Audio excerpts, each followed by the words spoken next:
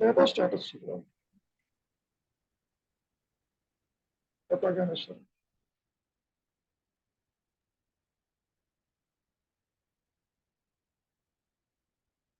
Status చదువుతా గురుగారు.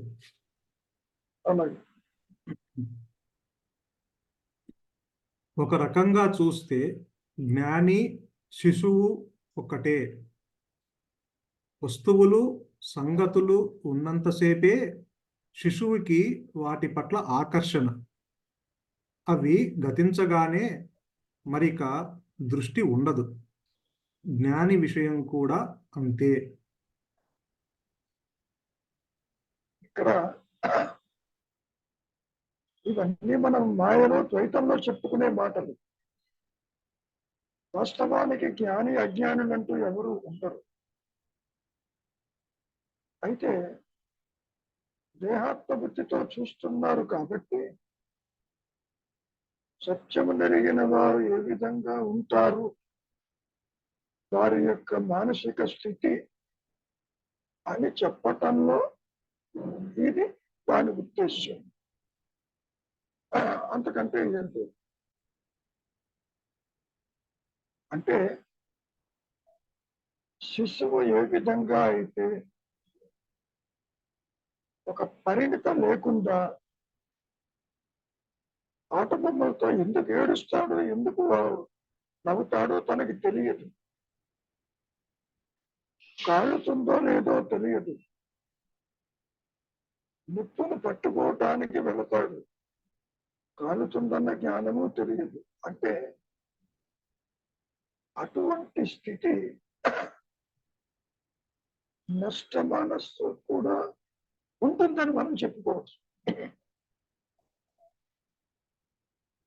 ఏది మంచో, ఏది చెడు, ఏది అవసరమో, ఏది కాదు, విచక్షణ అనేది శిశువుకి ఉండదు.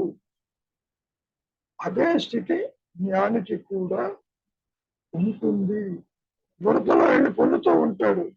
నీకు అది బురదని తెలుసు, అసహ్యమని తెలుసు, కానీ తనకి ఇది మంచిది కాదు అవునని తెలియదు. కర్మ ప్రారంభం ఎటు లాగుతూ పోతూ ఉంటే ఆ దేహం అట్లా పోతూ ఉంటుంది. ఒక ఎండు తాకులాగా ఉంటుంది. ఎండిపోయి నాకు గాలి ఎటు వీస్తే అటు పోతూ ఉంటుంది. ఎందుకు వెళ్తున్నావు, ఎందుకు ఉన్నావు, అది ఒక ఉన్మాద స్థితి అని మనం చెప్పుకోవచ్చు. ఉన్మాదము అంటే విచక్షణ అనేది అక్కడ మనస్సు ఉండదు. ఉన్నా లేకపోయినా ఒకటే, తిన్నా తినకపోయినా ఒకటే, చూచినా చూడకపోయినా ఒకటే. అందుకని పసిపిల్లవాడితో శిశువుతో పోల్చటం జరిగింది.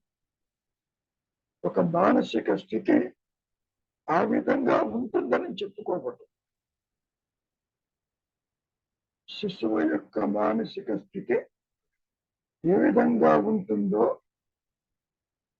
జ్ఞాని యొక్క దగ్ధబీజ మనస్సు కూడా అలాగే ఉంటుంది అని చెప్పు.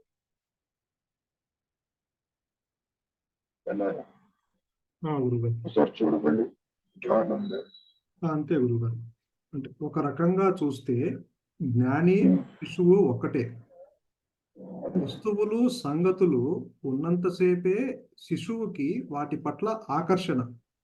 అవి గతించగానే మరిక దృష్టి ఉండదు. జ్ఞాని విషయం కూడా అంతే. అంటే అడిగినప్పుడే సమాధానం చెప్తాడు. వస్తువులు సంగతులు ఉన్నంతసేపే శిశువుకి వాటి పట్ల ఆకర్షణ అంటున్నారు ఇక్కడ. మరి జ్ఞానికి కూడా వస్తువులు సంగతులు ఉన్నంతసేపే అంటే వాటిని ఆకర్షణ అని కాదు, నువ్వు అడిగితే సమాధానం చెబుతాడు. ఆ మాట కూడా అడిగారుగా, నాతో ఎవడు మాట్లాడుతున్నాడు ఇప్పుడు అంటే నా మనస్సు అన్నాడు. అడిగినప్పుడు సమాధానం చెబుతుంది, అదృశ్యమైపోతుంది. ఎవరు అడిగారు ఏమిటి అనేటువంటి రికార్డింగ్ ఉండదు. ఇంద్రియ వ్యాపారముల యొక్క రికార్డింగ్ అక్కడ ఉండదు అని చెప్పటం. ఇది పూర్తిగా జ్ఞాని యొక్క మానసిక స్థితిని చెప్పటంలో ఉద్దేశం ఉంది. ఏది కావాలి, ఏది వద్దు, ఏది అవసరము, ఏది లేదు, ఇది ఉంటే బాగుండు, ఇది రేపటికి పనికొస్తుంది అనే భావన లేదు. ఇప్పుడు తిరువన్నామలై వచ్చాడు ఆయన, ఉన్న చిల్లర అక్కడ పారేశాడు, డబ్బులతో నాకేం పని, తర్వాత చించాడు, కూర్చోబెట్టుకున్నాడు, వీడితో నాకెందుకని. చూచే వాళ్ళకి ఏమనిపిస్తుంది, ఎవరి పిచ్చివాడు ఇట్లా చేస్తున్నాడు, ఎవరైనా డబ్బులు పారేసుకుంటాడా, పనికొస్తుంది కదా. అది తేడా. అంటే అవసరం ఒకటి ఉంటుందన్న భావన తల ఎత్త లేదు అక్కడ. నువ్వు రోజు కూడబెడుతుంటావు, రేపటి పనికి వస్తుందని. అవును గురుగారు. సో కూడబెట్టే ప్రసక్తి లేదు అక్కడ. అదే చిన్నపిల్లలు, పసిపిల్లలు చేతులు ఏదైనా ఇస్తే వాడికి ఏం చేసుకోవాలో తెలియదు, కింద పడేస్తాడు, ఆడతాడు దాంతో. ఇక్కడ తెలియదని, అది ఉన్నంతసేపే ఆడతాడు నవ్వుతూ. అవును ఎత్తరపోయినా పక్కకి పడిపోయినా దాని గురించి పట్టించుకోడు. అవును గురు. ఇందాక ఉన్నటువంటి గిలక్కాయ ఏది అని అడగదు. అవును అట్లా ఉంటుంది. అంటే మానసిక స్థితి దేనిని బంధించదు అని చెప్పుకోవద్దు. మరి వయస్సు పెరిగిన కొద్దీ అన్ని బంధిస్తున్నాయిగా. అవును నాది నాది అంటూ రేపటికి దాచుకుంటున్నావుగా, ఏమవుతుందో అన్న భయంగా. ఖచ్చితంగా ఉంటుంది. గతాన్ని స్మరించడు, భవిష్యత్తుని ఆలోచించడు. ఎందుకని? పరిమితమైనటువంటి అహంకారము పూర్తిగా నష్టమై ఉంటుంది అక్కడ. చెప్పుకోవటానికి దగ్ధబీజమని ఆదిశంకరులు అన్నారు. రమణ మహర్షులు వారు తగలపడ్డ తాడు అని చెప్పుకొచ్చారు. అది దేనిని బంధించదు. అది ద్వైత దృష్టితో చూచినప్పుడు అర్థం కాదు. నువ్వు సర్వసంగ పరిత్యాగం ఎలా చేస్తారు అని అనుకుంటావు ఈ నీ దృష్టితో. ఇతరులేస్తే అన్ని బంధాలేగా, అన్ని బాధ్యతలే, అన్ని కర్తృత్వాలే. సో నీవు చూసే దృష్టికోణము కాలమని, రేపొకటి ఉన్నదని, ఇప్పుడు జాగ్రత్త పడితే అప్పుడు బాగుంటుందని అనుకుంటావు. కానీ నీ సర్వస్వాన్ని ఈశ్వరుడికే వదిలిపెట్టాడు. ఏది జరిగినా పర్వాలేదు, ఆయన ఆజ్ఞని అది ప్రసాదంగా స్వీకరించాడు. అప్ప నీ దగ్గరికి వచ్చాను అన్నాడు అరుణాచలేశ్వరుడి దగ్గరికి వెళ్ళి. అంటే నీ వెంట నడిపిస్తే అటు పోతాను, నాదెందుకు ఇవన్నీ, నాకంటూ ఏది లేదు పొమ్మన్నాడు. కాబట్టి అటువంటి స్థితి జ్ఞానిది అని చెప్పటం. నిజానికి ఉన్నది జ్ఞానము. జ్ఞానులు అజ్ఞానులు సృష్టి అంటూ ఏది ఉండదు. మాయలో చూస్తున్నారు కాబట్టి అటువంటి ప్రశ్నలు తల ఎత్తుతాయి. ఎలా ఉంటుంది వారి మనస్సు? ఎంతసేపు ఎవరు మాట్లాడుతున్నారు మాతోటి? వ్యక్తిత్వం ఉండి ఉంటుంది, దానికి చెబుతున్నారు. జ్ఞాని యొక్క మనస్సు తగలపడ్డ తాడులా ఉంటుందని, వేయించిన గింజలా ఉంటుందని, అక్కడ సంకల్పాలు తల ఎత్తవని. మామూలుగా అయితే దేహాత్మ బుద్ధి కలిగిన వాడి మనస్సు హైలీ ఫర్టైల్. ఎన్నో ఆలోచనలు వస్తాయి, ఎన్నో కోరికలు, ఎన్నో బంధాలు. ఇది కావాలి, అది వద్దు, ఇది బాగుంటుంది, ఇది ఇష్టము, అది అయిష్టము, ఇట్లా. అక్కడ అటువంటిది ఏది ఉండదు అని చెప్పటం. ఆ స్థితిని గురించి ఎంత తెలుసుకున్నా మింగుడు పడదు. అవును గురు. చెప్తున్నాను, ఇంకేమన్నా ఉందా? భక్తుడు ఆ డబ్బులు ఏదో ఇస్తే ఆ డబ్బులు నేనేం చేసుకోను, 2 పనులు ఉంటే మధ్యాహ్న భోజనానికి ఉపయోగపడతాయి అని అన్నారు కదా. అది కూడా తినేదైతే ఇప్పుడు డబ్బులు ఎందుకు తీసుకోరు? డబ్బులు తీసుకుని ఏం చేసుకుంటాడు ఆయన? అవును. ఇది కావాలన్నా ఇది వద్దనా లేదుగా. మనం అంటాము కైంట్లో వద్దు, క్యాష్ ఇవ్వండి, నా ఇష్టం వచ్చిన పని చేసుకుంటానంటాం. అవును గురువు. Only cash payments, no kind. మా ఇంట్లో బోల్డ్ ఉన్నాయి పళ్ళు, నాకెందుకు ఇవి? అట్లా ధనం మూలం ఇదని జగత్. జగత్ అంటే ధనంతో కూడుకుని ఉంటుంది. ఆ ఆకర్షణ కూడా ఉండదు. జ్ఞాని మనసు ఆ ఆకర్షణ కూడా లోను రాడు అని చెప్తున్నారు. అందుకని అవసరం లేదు, అవసరం లేదు. పూర్తిగా ఆ ఉచ్చతర శక్తికి శరణాగతి పొందిన వారికి ఇది కావాలని, ఇది వద్దని, ఇది బాగుంటుందని, ఈ ప్రదేశం మంచిదని, అక్కడికి పోవచ్చు అని అటువంటిది ఏది ఉండదు. ఆ కోర్టు కేసులో కూడా వెళ్ళిపోమంటే వెళ్ళిపోతానన్నాడు ఇక్కడి నుంచి, నాకెందుకు ఇది? అవును. వారు వచ్చారు, ఏదో సంపాదించారు, ఉన్నారు, ఇస్తున్నారు, తీసుకున్నారు, నాకు వాటి మీద లేదు, వెళ్ళిపోమంటే వెళ్ళిపోతానన్నాడు. కాబట్టి నాది అనేవాడు తల ఎత్తకుండా 1950 దాకా ఉన్నారు అదే అర్థం. కాబట్టి సాక్షాత్తు జ్ఞాన స్వరూపం అని చెప్పుకోవచ్చు. జ్ఞానమే ఈ విధంగా ఉండగా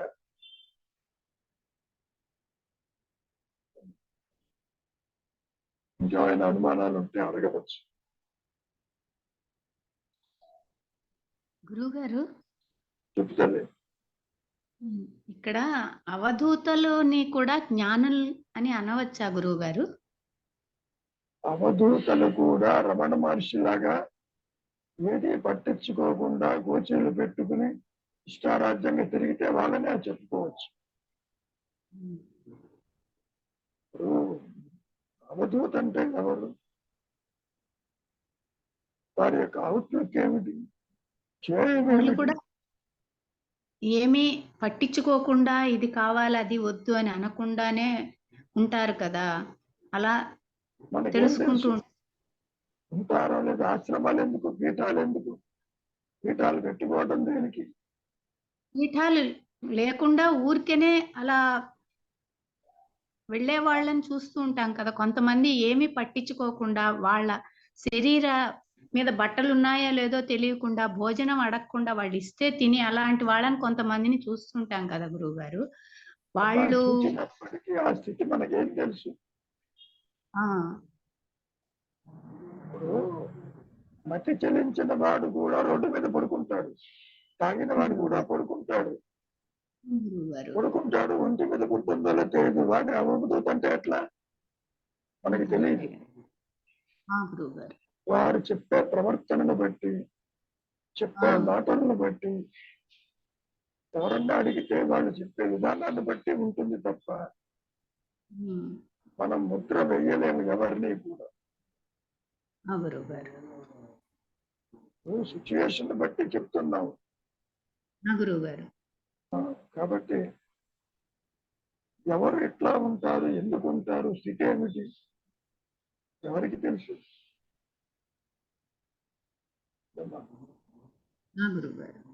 అంటే ఉండవచ్చు.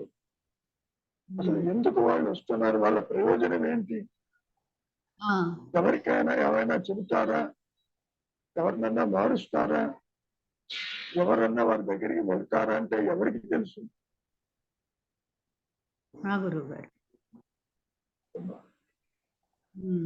ఇవన్నీ కూడా అజ్ఞాన దృష్టితో చూసేది. జ్ఞానులని అజ్ఞానులని అనుకోవద్దు. ద్వైతంలో అది నీ అసెస్మెంట్. అది బుద్ధితో మహర్షి చెప్పింది కూడా శిశువు మనస్సు, జ్ఞాని మనస్సు ఒకలా ఉంటుందని చెప్పి పెద్ద బీజ మనస్సుతో చెప్పుకున్నారు. అది ఎట్లా ఉంటుంది? ఎవరికి చెబుతారు? శిశువులో అన్యత్వం ఉండదు కాబట్టి కంపేర్ చేసినట్టున్నారు మనస్సుని అసలు శిశువు ఏది మనస్సు. ఉండదు శిశువులో. గురువు గారు శిశువులో ఏది ఉండదమ్మా. వయస్సు పెరిగే కొద్దే ఆ, తర్వాత చెబుతారు. అవును గురువు గారు. పుట్టినప్పుడు తల్లి ఎవరో తండ్రి ఎవరో తెలియదు. అవును గురువు గారు. అమ్మ దగ్గరికి తీస్తుంది కాబట్టి అమ్మ అని ఏడుస్తాడు అంతవరకు. నేను అమ్మని నేను నాన్నని అని వీళ్ళే చెప్తాడు. వాడు చెప్పినా ఎవరి దగ్గరికి తీస్తే వాళ్ళే అమ్మ అనుకుంటాడు. అట్లా వచ్చిన వాళ్ళే మీరందరూ కూడా ఎవరికి తెలుసు. అవును గురువు గారు. సో బంధాలు పెంచుకుంటూ పోతారు. అవునండి. ఎప్పుడైతే నువ్వు నా కూతురివి నా తండ్రివి నా కొడుకు అంటుందో నిజమే అనుకుంటాడు. వీడికేం తెలుసు. అవును గురువు గారు. పుట్టక ముందు ఏ స్థితిలో ఉన్నావో పోయిన తర్వాత కూడా అదే స్థితిలో ఉంటాడు. సో ఈ మధ్య కాలంలోనే బంధాలు ఏర్పరచుకుంటారు. ఇవన్నీ కూడా రికార్డెడ్ వర్షన్స్. రికార్డ్ అయితేనే నువ్వు మా అమ్మ మా నాన్న మా సంసారం అంటావు.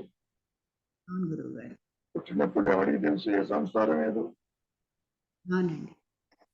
తెలియదు కదా. గురువు గారు. ఏమ్మా? అవధూత దర్శనాల్లో చెప్పలేను. బాలోన్మత్త పిశాచవత్ అని చెప్పి ఎక్కడో చోట చదివాను.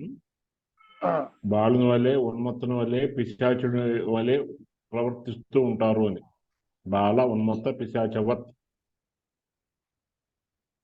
వీళ్ళు అవధూతలు. అంటే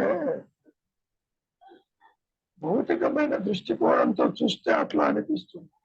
ఎవరికి తెలుసు. వాళ్ళు ఎవరికి దగ్గరికి రాని, ఎవరికి అందుబాటులో ఉండరని. ఉండరు. ఒక సన్యాసే ఉండడు, ఉన్న చోట మర్నాడు ఉండడు, సంచారం చేస్తూ పోతూ ఉంటాడు. ఎందుకు పోతున్నాడో వాడికే తెలియదు, పర్పస్ తెలియదు. కనుక మాయలో చెప్పుకోవటమే మీరు ఉంటారు అట్లా ఉంటారు అని. అది దేహాత్మ బుద్ధి కలిగిన వారికి లేని వారికి ఎలా ఉంటుందంటానికి ఇటువంటి కొన్ని విషయాలు చెప్పుకుంటారు అంతవరకు. కానీ ఆ తర్వాత మహర్షి ఏమంటారు? దేహాత్మ బుద్ధి ఉంటే లేకపోతే నువ్వు ఆత్మగా ఉండమన్నాడు. నేను దేహం అనుకున్నంత మాత్రం నీకు వచ్చే నష్టమేం లేదు. ఆ దేహం కూడా ఆత్మే, సంసారము ఆత్మే, జగత్తు ఆత్మే పొందన్నాడు. కాబట్టి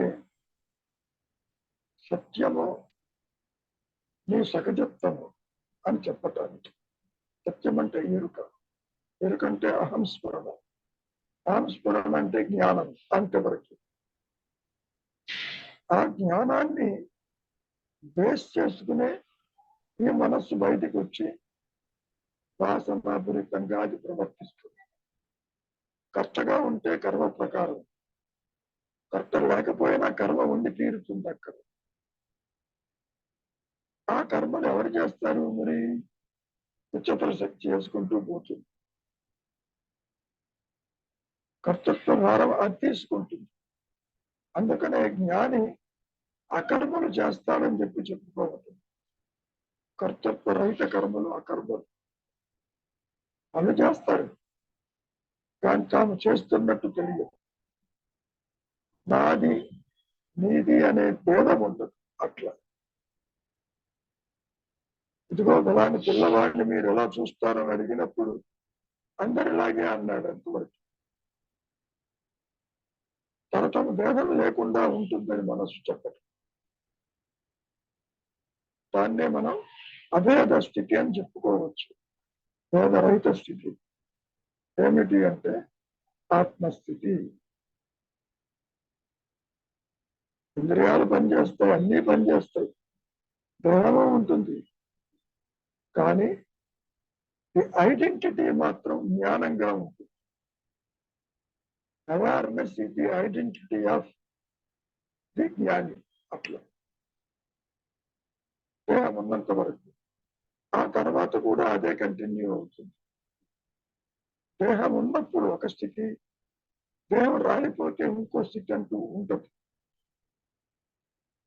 దేహం ఉన్నా లేకపోయినా, ఇతరులు కనిపించినా కనపడకపోయినా, ఆత్మస్థితిలో మార్పు ఉంటుంది. అందుకని ఏమంటున్నారు, దేహం ఉన్నప్పుడు జీవన్ముక్తులని, దేహం రాలేకపోతే దేహముక్తులని అజ్ఞాన దృష్టితో చెప్పుకోవడమే తప్ప వాస్తవానికి జ్ఞాన స్థితిలో ఏ మార్పు ఉండదు.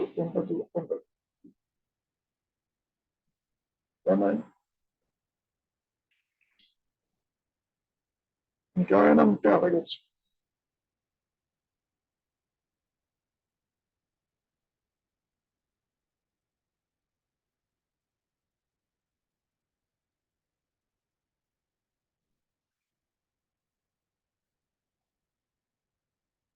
ఏమైనా రవి, గురువు గారు ఇంకేమైనా ఉందా? ఇంకేం లేదు గురువు గారు, ఇంకోటి చదవమంటారా వేరేది? ఏమైనా అనుమానం ఉంటే అడుగు. చదువుకుంటూ పోతే పురాణ కాలక్షేపం అవుతుంది. అవును గురువు గారు, అనుమానం ప్రస్తుతానికి చదవద్దంటలే. ఇక్కడ నీకు కావాల్సింది ఇది అసత్యమని గుర్తించు.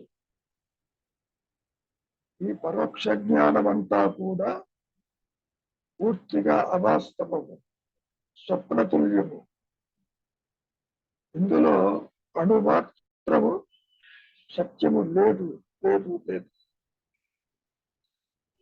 నేను చెప్పిందా ఎప్పుడైనా ఉన్నట్టు సంసారం చెప్పిందా? కాబట్టి ఇవన్నీ కూడా అహంకారపు చేష్టలే తప్ప మరొకటి కాదు. అదే మహర్షి కూడా చెప్పుకుంది, ద్వైత జ్ఞానం అంతా అజ్ఞానమే. అంటే లేనిది, ఉనికి లేనిది, ఒక్క ఆత్మ మాత్రమే సత్యము. ఆత్మ అంటే ఎరుక, ఎరుక అంటే అహం స్మరణ. దాని ఆధారంగానే ఈ మాయా నేను లోకాలు దర్శిస్తుంది, దేహాలు మార్చుకుంటుంది. ఇదిగో ఈ స్థూల దేహానికి స్థూల జగత్తు చూస్తుంది, అందులో ప్రదేశాలు చూస్తుంది. కాబట్టి దృష్టి బాహ్యంలో ఉన్నంత వరకు మాయ వెంటాడుతూనే ఉంటుంది. బాహ్య దృష్టి అంటే అహం స్ఫురణ వదిలిపెట్టి వెళ్ళినట్టుగా ఉంటుంది, అది తెలియదు. ఒకటే నేను ఉంటుంది. ఆ నేను అన్యత్వాన్ని చూస్తే అహంకారం అవుతుంది, చూడకపోతే తనకు తానే. అసలు దేహాలతోటి సంబంధము పెట్టుకో. మరి నువ్వెందుకు పెట్టుకుంటున్నావు? వాసన చేత, కోరిక చేత, బంధాల చేత, రాగద్వేషముల చేత. మరి ఇవన్నీ ఉండబట్టి ఏమవుతుంది? నాది అంటూ ఈ మాయలో పరిగెడుతూ ఉంటామని చెప్పారు. అంతకంటే ఏంటి?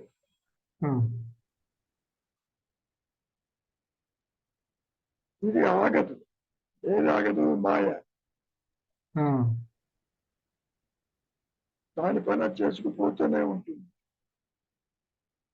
నీవు ఏది కాదో చెప్పేంత వరకే. ఏదై ఉన్నావో ఎవరు చేతిలో అందించరు, చేపట్టుకు చూపించరు, కుదరదు. కాబట్టి నాయన, నేను అంటే జ్ఞానం. ఎప్పుడైతే నీ మనస్సులో నేనంటే ఒక వ్యక్తిని, నేనంటే కర్తని, నేనంటే ఫలానా అని ఒక రాంగ్ ఐడెంటిటీ మొదలవుతుందో సమస్యలు మొదలవుతాయి. అక్కడ అన్యత్వం మొదలవుతుంది, భేదం మొదలవుతుంది. అదే అంటారు మహర్షులు గారు, ఎవరైతే న్యాయ అన్యాయములు ఎంచరు, ఎవరైతే అన్యత్వమును చూడరు, ఎవరైతే స్థూల సూక్ష్మ దేహాలకి పరిమితం కాకుండా ఉంటారో వారు ఆత్మదర్శనం చేస్తారన్నారు. వారు అంటే వ్యక్తిగా కాదు, ఆత్మగా ఉంటారు. ఇప్పుడు కూడా అందరూ ఆత్మజ్ఞులే, ఆత్మను విడిచిది ఉండదు. కాకపోతే వాసన తీవ్రత వల్ల, బంధం వల్ల, రాగద్వేషముల వల్ల అసత్యము సత్యముగా గోచరమవుతుంది. నీ కళ్ళ ఎదుట ఇదంతా జరిగిపోతున్నట్టు అనిపిస్తుంది. అందుకని బంధం వల్ల దుఃఖము, క్రోధం వల్ల ఇంకొకటి, ఇవన్నీ ఏర్పడుతూ ఉంటాయి కోరికలు. కాబట్టి మనస్సులో సంకల్పములు తల ఎత్తకుండా నిలిచి ఉండగలిగితే అది నీ సహజం. ఆ తరువాత సంకల్పం వచ్చినా ఇబ్బంది లేదు. ఏ దేహాత్మబుద్ధి ఉంటే లేకపోతే నీవుగా ఉండమన్నాడు. గురువు గారు, చెప్పమ్మా. ఈ జాగ్రత్తావస్థలో కూడా మేలు ఉన్నంతసేపు మన దేహాత్మ బుద్ధిలో ఉండం కదా. ఏదైనా ఒక పని చేసేటప్పుడు కాన్సన్ట్రేటెడ్ గా ఒక పని చేసేటప్పుడు అది బాధించదు కదా దేహాత్మ బుద్ధి. అప్పుడు ఆత్మస్థితిలో ఉన్నట్టేనా గురువు గారు? కాదమ్మా, ఆత్మస్థితిలోనే ఎప్పుడూ ఉంటావు, ఆత్మతోనే ఉంటావు. దేహాత్మ బుద్ధి కలిగిన తర్వాతనే పనులు చేస్తావు. మాటికి నేను సరోజని చెయ్యక్కర్లే.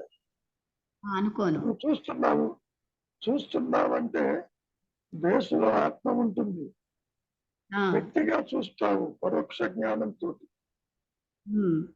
చదువుతావు, తింటావు, పరిగెడతావు, ఆలోచిస్తావు. ఇవన్నీ ఎట్లాగూ మాయా నేను చేస్తున్న ప్రక్రియలు. మాటికి నేను దేహం అని అనుకోకల్లా, అని వచ్చిన తర్వాతనే నీ కార్యక్రమం మొదలవుతుంది. ఓకే, అర్థమైంది గురువు గారు. నువ్వు నిద్రపోతున్నప్పుడు ఏ పని చెయ్యవు, లేచాక కదా అన్ని పనులు మొదలు పెడతావు. పనులు చేసేది ఎవరు? నేనంటావు. నేనెవరు అనుకుంటున్నావు? దేహాత్మకు ఎదిగిన మాయా నేనే చేస్తుంది. అవునండి. ఆయన మాయా నేను ఎలా చేస్తుంది? మూలంలో జ్ఞానం ఉంది కాబట్టి చేస్తుంది. చివరికి ఏమన్నారు? It is the self that does everything. అవునండి. ఈ అహంకారము ఆత్మ చేతిలో పనిముట్టు అన్నారు. నీవు ఒరిజినల్ గా ఏమి చెయ్యలేదు. It is the self that does everything. ఆ జ్ఞానం బేస్ గా ఉండబట్టే ఈ పనులన్నీ జరుగుతున్నాయి, చేస్తున్నారు. అదే సంగతి. ఇప్పుడు పనిముట్టు లేకుండా పని జరగదు. అవునండి. ఒక చేతితో నువ్వు పని చేస్తుంటావు, పనిముట్టుతోటి. అవునండి. ఆ చేతిని ఆ పనిముట్టు ముట్టుకోలేదు, పట్టుకోలేదు. కరెక్టే గురువు గారు. ఇక్కడ కూడా ఏ వ్యక్తిత్వంతో అయితే సర్వకర్మలు ఆచరిస్తున్నావు, సుఖ దుఃఖాలు అనుభవిస్తున్నావు, ఆ నేను తోటి ఆత్మని పట్టుకోమంటే పట్టుకోలేదు. అవును గురువు గారు. అవును. ఎందుకని? దానికి ఉనికి లేదు. అవునండి. చేతితో పనిముట్టుతో ఒక పెన్నుతో రాస్తావు, అవునండి. ఆ కలం అక్కడ పారేసి రాయమంటే రాస్తుంది, అది రాయలేదు. రాయలేదు. ఈ చెయ్యి ఉండాలి దాన్ని రాయడానికి. ఆ చెయ్యి అంటే చెయ్యి వెనకాల ఉన్న జ్ఞానం, కర్మేంద్రియ జ్ఞానేంద్రియాలతో రాస్తుంది అది. అవునండి. Is it not? అవునండి. అందుకని చెబుతున్నారు, ఇట్ ఈస్ ది జ్ఞానం దట్ డస్ ఎవ్రీథింగ్. కానీ ఈ దేహాత్మ బుద్ధి వచ్చిన వల్ల అది జ్ఞానం చేస్తోందని అనుకోవడం లేదు. నేను కర్తృత్వం ఫీల్ అయ్యి నేనే కర్తనని చేస్తున్నాను అని అనుకుంటున్నాను. అందుకనే నేను ఎవరన్నా విచారం చేయమంటున్నారు. గురువు గారు. విచారం చేస్తే ఇది లేకుండా పోతుందని, నీ సహజత్వం ప్రకాశిస్తుందని. అది ప్రకాశిస్తే దీని సంగతి బాధించదని చెప్పటం. అవును, కరెక్ట్ గురువు గారు. అప్పటికే తెలుసుకో తెలుసుకో తెలుసుకో అంటారు. తెలుసుకోవటానికి నీవు మిగిలి ఉంటే కదా ఆత్మని గురించి. అవునండి. అవునండి. అవునండి. అహంకారము ఒక క్యాండిల్ లాంటిది. అవునండి. ఈ క్యాండిల్ వెలుగు సూర్యకాంతి రెండు ఒకటే.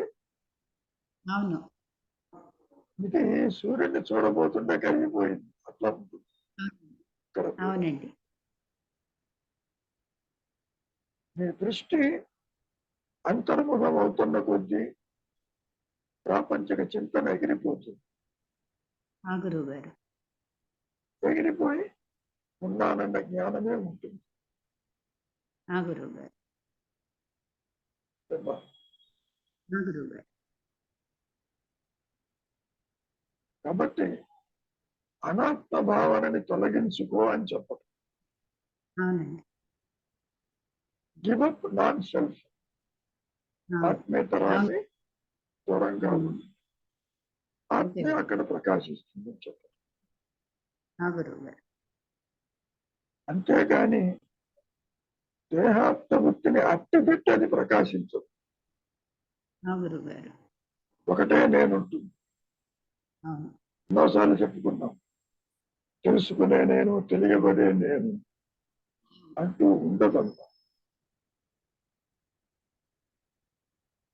నేను ఆత్మని తెలుసుకున్నాను కుదరదు. ఆ గురువు గారు. కనుక ఈ రెండు ఆపోజిట్స్. ఉమ్. అన్యత్వాన్ని చూస్తుంటే ఆత్మ ప్రకాశం కాదు, ఆత్మ ప్రకాశంలో అన్యత్వం ఉండదు. అవును గురువు గారు. చాలాసార్లు చెప్పడం జరిగింది. నా స్వరూప జ్ఞానం ఉన్నట్టు నాకు ఎట్లా తెలుస్తుంది? Very simple. ఉమ్. నీ స్వరూప జ్ఞానం అన్యంగా చూడదు. అవును. అన్యంగా ఏది చూసినా అది స్వరూప జ్ఞానం కాదు. అది. ఉమ్. దేహాదులను చూస్తావు, ఇంకేదో వెళ్తారు చూస్తావు, శబ్దం వింటావు, కాదు. ఏమ్మా? ఆ గురువు గారు. తనకు తానుగా జ్ఞానమయంగా ఎరుకుతూ ఉంటుంది ఆత్మ.